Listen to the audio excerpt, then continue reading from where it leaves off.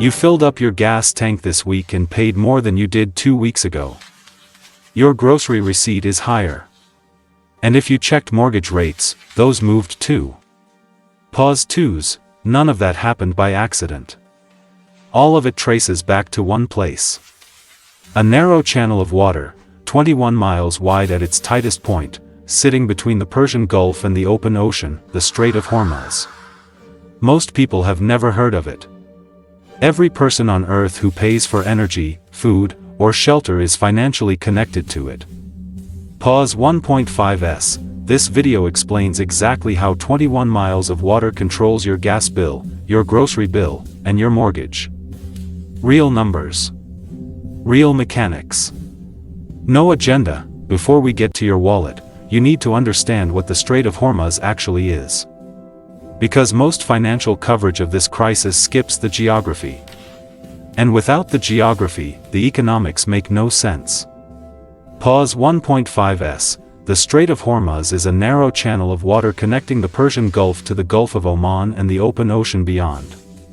At its narrowest point it is 21 miles wide, roughly the distance from one side of a major city to the other. Inside that 21-mile gap, there are 2 shipping lanes, each 2 miles wide.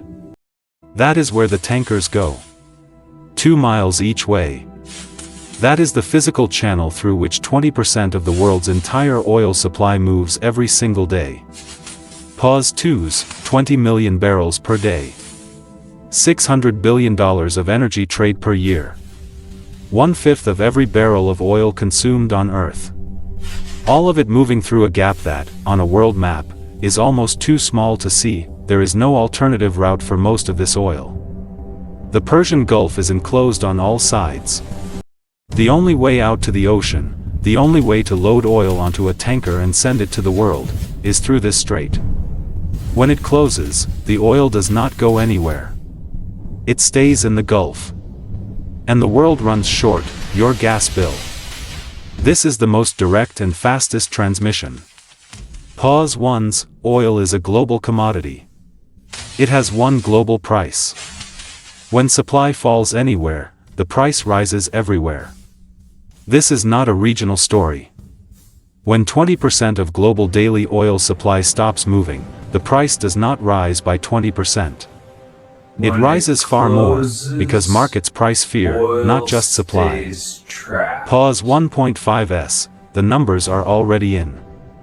Before the conflict began, West Texas Intermediate crude, the American benchmark, was trading at around $70 per barrel. Within days of the strait effectively closing, it crossed $100. It peaked at $119.50. Today it sits around $100 per barrel. That oil price translates directly to your gas pump. Within the first week of the disruption, the national average gasoline price rose from $2.98 per gallon to $3.45. In some regions it crossed $4. Gulf oil analyst Tom Closa told Axios directly, if the strait remains closed, diesel could hit $4.50 to $5 and gasoline could reach $4 in most places. Pause twos, American consumers and businesses are already experiencing the effects. Average gasoline prices are up 17% since the conflict began. According to the Oil Price Information Service, the mechanism is straightforward. Less oil moves to global refineries. Refineries produce less gasoline and diesel. Supply of refined fuel drops. Prices at the pump rise. The more weeks the strait stays closed, the more that rises. There is no substitute that moves fast enough to fill a 20 million barrel per day gap, your grocery bill. This is where most people are surprised, because most people think the food price story is separate from the oil price story. It is not. They are the same story. Pause ones, the Strait of Hormuz does not just carry oil. It carries 1/3 of all global fertilizer trade. Sulfur. Ammonia. Urea. The raw materials that go into producing the fertilizer that grows the food that ends up on your plate. Pause 1.5s, when the strait closes, that fertilizer does not move. Prices respond immediately. Urea prices have already risen from $475 per metric ton to $680 per metric ton, a 43% increase. That increase enters every farm's cost structure. And farms pass cost increases to distributors. Distributors pass them to retailers. Retailers pass them to you. On top of the fertilizer shock, the transport cost cascade is already moving. Every truck that delivers food to your supermarket runs on diesel. Diesel is up. Every ship that moves agricultural goods across oceans runs on bunker fuel. Bunker fuel is up. Every step in the food supply chain just got more expensive simultaneously. Pause 2's. Supply chain experts say the initial ocean impact takes 10 to 14 days to appear at the shelf level, but the real pressure typically hits within 2 to 5 weeks. We are inside that window right now. Grocery prices tend to move faster than wages. That gap, between what you earn and what food costs, is where households feel the real financial damage of a maritime disruption thousands of miles away. Your mortgage.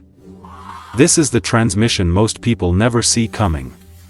Because most people understand that oil prices affect their gas pump. Some understand it affects their grocery bill. Almost nobody connects it to their mortgage payment. Pause 1.5s. Here is the mechanism. Oil prices rise. Rising oil prices push consumer price inflation upward.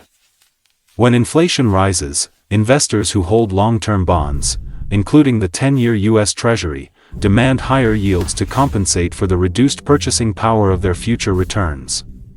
The 10-year Treasury yield rises. Pause 1's. Mortgage rates are directly tied to the 10-year Treasury yield. When the yield rises, mortgage rates rise.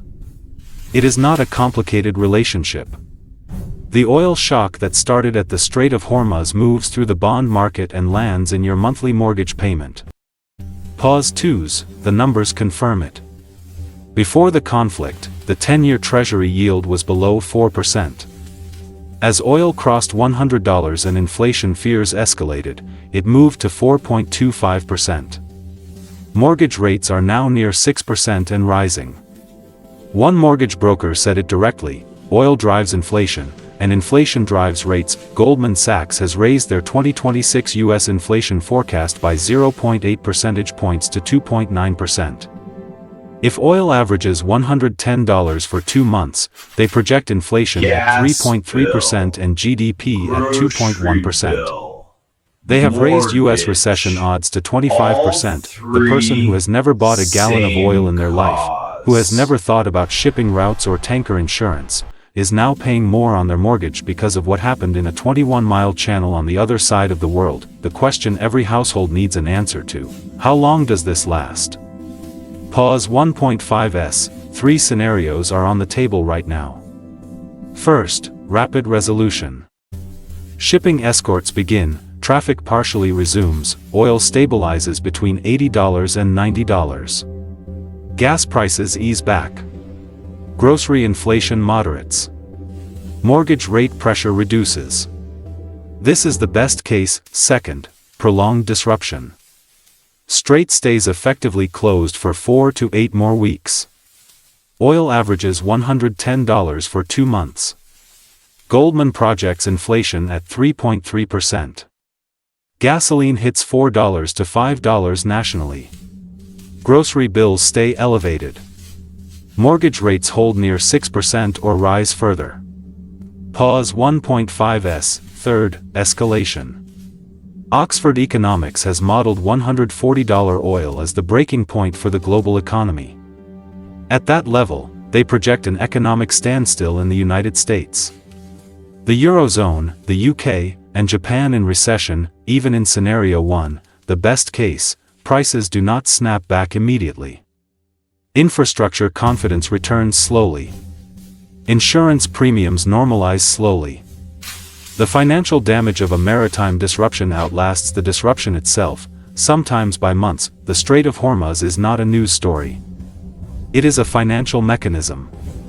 And right now that Oil mechanism is working directly against the impacts pump pump power of every prices household that for fills a your gas tank, gas buys bill, groceries, or pays a mortgage. fertilizer and 21 miles of water. transport all 3 bills. influence inflation, Pause 2s. Your bond gas bill, yields, because and 20% of mortgage global oil rates. supply stopped moving through that channel, and oil prices respond to supply immediately. Your grocery bill, because 1/3 of global fertilizer trade moves through the same channel, and when Now fertilizer you stops, food costs understand follow. the Your mortgage, because mechanism. oil prices drive inflation, inflation drives bond yields, and bond yields drive the rate on your home loan. Pause 1.5s. The Strait of Hormuz is not a foreign policy story. It is a personal finance story. And the people who understand the mechanism are the ones who can make sense of what is happening to their money, and why. Subscribe to Finoboard. Every video decodes one financial system. Real numbers. No agenda.